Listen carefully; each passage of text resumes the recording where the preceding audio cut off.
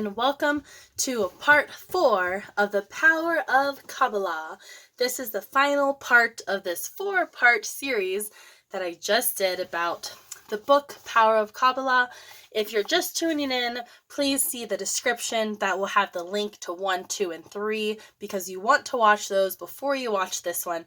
That way you kind of have an idea of what is going on. So let's continue to the end of this book and wrap up what we have learned about ourselves, the universe, and what we really are and where we really came from. So let's get to it.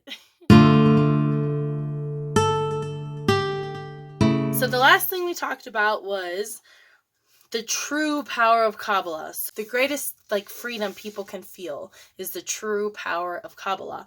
So moving on just to the highlighted portions, total certainty. Required to resist the overwhelming uncertainty that was ingrained into their natures. Relinquished control and demonstrated certainty in a positive outcome. Whatever the outcome, it would be best for spiritual understanding and growth. Have the certainty that whatever happens, it is correct. We must have certainty that the outcome will be the best from a spiritual perspective. Once you have that state of mind, then continue on and do what you would normally do. Consciousness creates our reality. What we desire is what we receive. If we are uncertain, we receive the energy of uncertainty. If we respond to crisis with worry and negative thinking, we increase the likelihood of a painful outcome. We can put an end to our uncertainty and doubt. By offering resistance, we create a space for the light to fill. So if you want to see real miracles occur, try shutting down thoughts of uncertainty about positive outcomes when obstacles confront you. Start focusing on removing bread of shame and shift your focus away from results and outcomes. Remember, we already have the results in the endless world. The objective of the vessel, you and me, is to become the cause of his or her own fulfillment, as opposed to being a reactive effect, to create something new, a proactive consciousness instead of a reactive one. To help maintain a proactive state of mind in difficult situations, we have the 11th Kabbalistic principle. When challenges appear overwhelming, inject certainty. The light is always there. Injecting certainty into a situation does not mean we always get the result we want. Rather, certainty means knowing the light's unseen hand is in the game with us. We can't lose. Just as the antidote to a poisonous snakebite is contained in the venom, the light is contained within the obstacles of life. Having certainty in whatever outcome is placed before us, it's having certainty that our reaction is what is important and nothing else, not results. It's accepting responsibility for the negativity that strikes in our lives. It's recognizing that the rotten stuff in our face is because we've planted a negative seed at some point in our past. How to win the game of life. Here we go. All fulfillment was originally given to us for free. The God gene in our soul impelled us to want to become creators of our own fulfillment. All wisdom of life were already contained in the endless world. Now we search for it again in our own lives. When we conquer our ego and stop all reactions, we become proactive, just like God. And success and joy are now earned unconditionally. This is how the game of life operates. Keep in mind, when the game of life is over, it does not mean the end of civilization. It means the end of death, pain, and suffering. It's the demise of the opponent. It means humanity achieves world peace and permanent existence beyond what we can imagine or conceive. According to ancient Kabbalists, the Hebrew calendar year of 5760 will mark an unprecedented new era of human existence. The Zohar describes this new era with 2 words, woe and bless, the specific date to the year 2001 in our Western calendar. Woe refers to a time of great upheaval, terror, and pain, affecting us both personally and globally. Throughout this era of torment, the egocentric nature of humans will be eradicated from our nature. The intense pressure will finally break and resolve all of the ego, our opponent, and we will at last recognize the value and wisdom associated with treating others with nothing less than human dignity, be it our rival and colleague at work or enemy on the other side of the globe.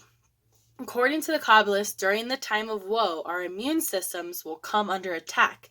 Diseases, new and old strains will torment us. Globally, there will be wars, acts of terror, the destruction of the environment, the ruin of our drinking water, and others involving and affecting Jews, Christians, on all humanity. Through these various global and personal tragedies, humanity will come to realize that the treasure procured through the ego are illusionary and fleeting and come at a high cost. We will finally pull together when the world around us is tragically ripped apart. We will at last realize the only real enemy out there is the opponent, and not any one single human being. The ancient Zohar offers precise passages relating to these times. These controversial statements describe actual and specific dates that will indicate to us that we have reached this period known as the end of days.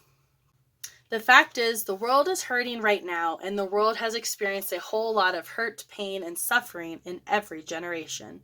How to stop all the hurt and change our future for the better, which leads us to the explanation of blessed. Blessed refers to a time of peace, tranquility, enlightenment, and eternal fulfillment. The game of life is going to end no matter what. We are going to achieve our ultimate destiny of happiness. Our only free will is to decide how we get there. Violence in the world is not aimless chaos. Disease is not an occurrence. Terrorism is not random madness. Earthquakes are not acts of God. All these negative phenomena are born within the darkness that is created when our collective reactive behavior disconnects us all from the 99% reality. Grasping this difficult truth is the prerequisite to effecting true change. When a man is disconnected from the 99%, enslaved to the will of his ego, ruled by the anger and hostility born of rash behavior, he creates openings for sickness, be it financial, health, or material. This and nothing else is the root cause of all illness and strife, for it causes darkness on the spiritual level and bodily or emotionally dysfunction on the physical level. Remember, physical creation came about when the collective souls of humanity rejected the endless light of fulfillment that was originally bestowed upon them by the Creator. We did this in order to gain the opportunity to earn and create this fulfillment through our own effort. Our opponent was created to challenge us during this process. Our opponent will use time to delay the rewards of good behavior, time to delay payback caused by reactive behavior. Expose this illusion and see the bigger picture. The path to the final result of eternal world peace is ours to choose. In the 21st century, the gray areas of life will vanish. A line will be drawn in the sand. Clear distinctions will be made. Those who embrace spiritual transformation from reactive behavior to proactive will dwell in a proactive bubble of serenity, even though the world around them might exist in rubble and ruin. This is the promise of Kabbalah. This choice is ours. It always has been. The circumstances of our lives and global conditions will depend upon the individual and collective, reactive and proactive actions of humankind. The state of the world is merely the sum total of the interactions of humanity. Everything resides on the interactions between one human being and another. When the ancient sages declared that the earth is the center of the universe, they were not speaking about physical coordinates. They were speaking in spiritual terms. Our spiritual actions, be they reactive or proactive deeds, drive the cosmos. We are all connected on a deeper level of reality. When the accumulated intolerant actions of humans can become so great, they create a mass of negativity that literally blocks the light of the 99% flowing into our 1% world. This is how chaos is born. Your opponent knows the impact your individual transformation has upon the life and the world. He will constantly try to talk you out of this spiritual truth. He will tell you life is not that simple. As individuals, we have no control over the world. My simple kindness to a stranger has no effect on reducing terrorism. Well, life is that simple, according to Kabbalah. If we resist those dead-end, self-destructive notions, we embrace proactive transformation and kindness as the way to change our lives and the world, we wind up in a personal universe of blessed. A critical mass will be achieved. And then a little quote right here. In seeking wisdom, the first stage is silence. The second is listening. The third is remembrance. The fourth is practicing. And the fifth is teaching. World peace begins with personal peace. As we begin to experience the light of Kabbalah, we must share it with others to gain the truly full benefit. Teaching does not mean preaching. To teach means to be living by example. The gentle radiance that we generate will automatically inspire others to this wisdom. To teach means to share this wisdom with others out of love and care, not because we want to convert someone or convince someone. Radiate light, which eradicates darkness, merely by its presence in our lives. Everyone is entitled to happiness and a fulfilling and productive life free of chaos. No amount of darkness can snuff out the lights. Trying to live our lives in a manner of complete accountability is perhaps the most difficult of all tasks. Change ourselves while knowing that we are helping to elevate the entire world when we do so. If there is poverty in the world, it means we still have a measure of greed in our own souls. If there is a murder committed somewhere in the world, it means we still speak unkind words when we lose our temper. If there is abuse and corruption in our own field of vision, either on TV or in person, it means there is still a part of us that enjoys the negative impulses of our ego, no matter how pure, righteous, and well-intentioned we believe we are. Opponent blinds us to our own faults. Secrets of our mysterious universe, no longer are we considered ourselves victims. We must accept responsibility for the rotten stuff that happens in our life. Admit that we are the cause. We, knowingly or unknowingly, have invited situations and people into our lives that will illuminate and bring out all of our destructive traits that we came here to transform. We are the creators of every chaotic moment in our lives. We recognize ourselves as the cause of our own misfortune. Becoming proactive is the ultimate purpose of our existence. Guess what? All the negative people in your life, all the negative situations and obstacles that you confront or witness on the evening news, all the things you see wrong in others, are merely additional reflections of your own character. When you fix and transform a particular piece of your character, a fragment of mirror will reflect this transformation. You will begin to see the positive aspects of other people. Situations will begin to change for the better. People will become nicer, more caring, more loving, more genuine, and even more remarkable. The external world will change in very tangible ways. When a critical mass of people live life in this Kabbalistic fashion, peace on earth and everlasting happiness will arrive in a flash. Everything in your life is there for one reason and one reason only, to offer you the opportunity to transform. Stop wasting your energy finding faults in others. Start looking for the uncomfortable situations in life and avoiding the easy routes. If you remain certain that you are the only being tested, and if you don't react, the seas will calm down quickly. So, the final 12th principle. All the negative traits that you spot in others are merely a reflection of your own negative traits.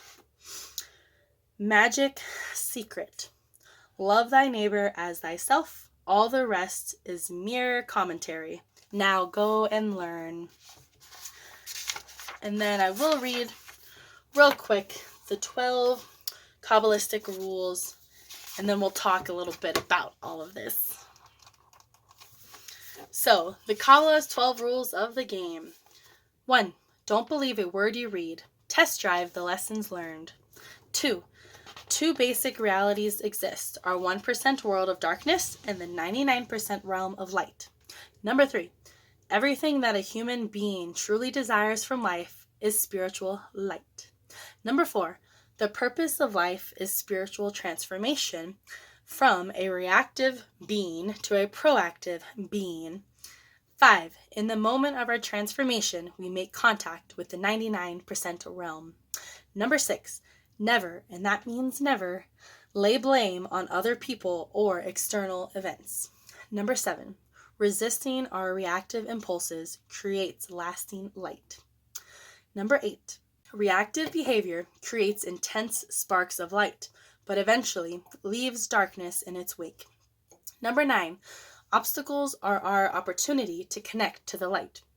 10. The greater the obstacle, the greater the potential light. 11. When challenges appear overwhelming, inject certainty. The light is always there. 12. All of the negative traits that you spot in others are merely a reflection of your own negative traits. Only by fixing yourself can you change others. And finally, ultimately, love thy neighbor as thyself. All the rest is mere commentary. Now go and learn.